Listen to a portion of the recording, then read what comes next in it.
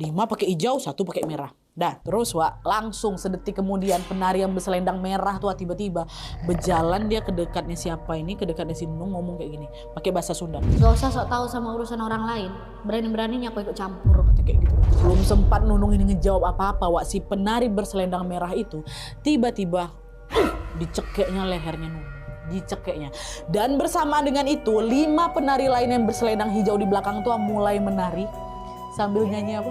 Lagu Atulah, ya Allah. Dan makin lama suara nyanyian itu makin kencang, makin kencang. Nunung yang waktu itu masih kecekek sama si penari berselendang merah ini pun dengan susah payah mencoba melepas cekikan itu sambil berteriak baca-baca ayat kursi ya. Suara lantunan ayat kursi yang dibaca sama Nunung beradu nih sama suara nyanyian para penari tadi. Dan ketika Nunung mulai mengencangkan bacaan doanya, Wak, dia melihat para penari itu macam udah kayak macam gelisah lah gitu kan. Dan selang beberapa saat kemudian, Wak, penari-penari yang lagi berjoget pakai berselendang hijau itu, Wak, hilang satu persatu dan menyisakan 1 si penari berselendang merah yang masih nyekek si Nunung tuh. Sisa 1. Dengan sisa nafas yang hampir terputus ini, Wak, Nunung tetap mencoba fokus berdoa dan alhamdulillahnya tidak lama kemudian si penari berselendang merah ini pun melepaskan cekikannya dari lehernya Nunung. Nggak hilang deh ya, dilepaskan aja.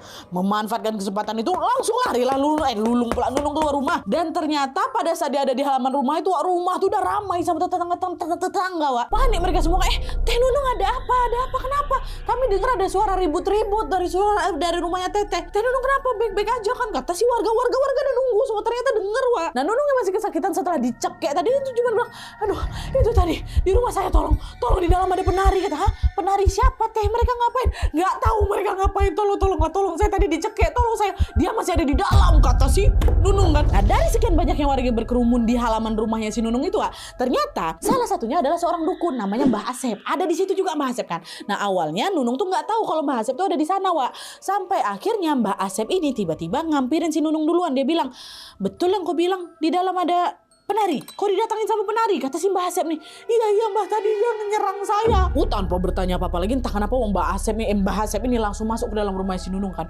Spontan Nunung sama warga-warga yang lain ikut masuk juga lah. Sesampainya di dalam, Wak, hilang penari itu? Enggak.